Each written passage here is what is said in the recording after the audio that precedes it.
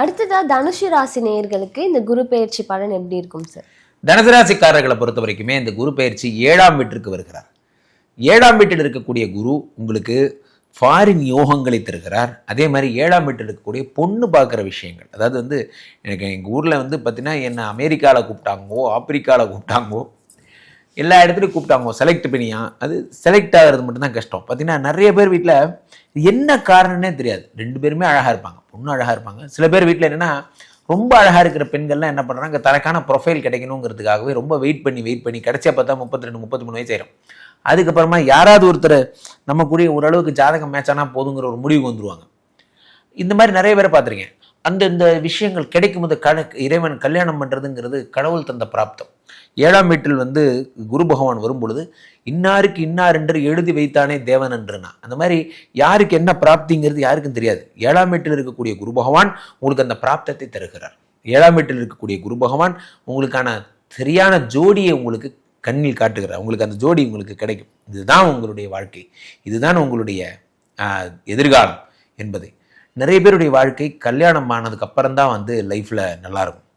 7ஆம் வீடு என்பது ஃபாரின் போறதுக்கான யோகம். உங்களுக்கு வாழ்க்கையிலேயே அடுத்த கட்டம் போறதுக்கான, அமெரிக்கா போறேன், ஐரோப்பா போறேன் போன்ற விஷயங்கள் எல்லாம்.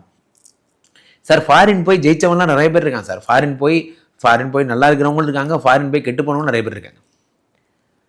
ஃபாரின் போகிறதெல்லாம் பார்த்தீங்கன்னா நிறைய பேர் வீட்டில் வந்து இந்த ஃபாரின் போய் லைஃப் ஸ்டைல் சேஞ்ச் ஆனவங்களாம் இருக்காங்க. 7ஆம் வீடுங்கிறது ஒரு கனவு. நான் அமெரிக்கா போனோம், இப்படி போனோம், என் வாழ்க்கையில் இருக்க கடன்லாம் அடையணும், எங்கள் குடும்பமும் தலைநிமிர்ந்தோம். எத்தனை பேர் சாதிச்சிருக்காங்க. ஃபாரின் போய் இங்கே வந்து வீடு வாசல் வண்டின்னு வாங்கி குவிச்சவங்க அதிகம். அந்த யோகங்கள்லாம் உங்களுக்கு வரப்போகுது. பிரிந்த துணை உங்களுக்கு சேரப்போகிறாங்க. எந்த துணை சார்? நான் சொல்கிறது அதிகாரப்பூர்வமான உங்கள் மனைவியை சொல்கிறேன். உங்கள் மனைவி உங்களோட பிரிஞ்சிருந்தாங்கன்னா அவங்க உங்களோட சேருவதற்கான, அதே மாதிரி காதல் துணை. சில பேர் பார்த்தீங்கன்னா எதுக்கு பிரிஞ்சாங்கன்னு அவங்களுக்கே தெரியாது. நல்ல புரிஞ்ச ஒரு கவிதையாக சொல்கிறேன். சக்கை கரும்பு என்றாலும் சர்க்கரை தான் மிச்சம் இருக்கும், பிரிந்த காதல் என்றாலும் பிரியம் தான் மிச்சம் இருக்கும். இதை மட்டும் மனசில் வச்சுக்கோங்க.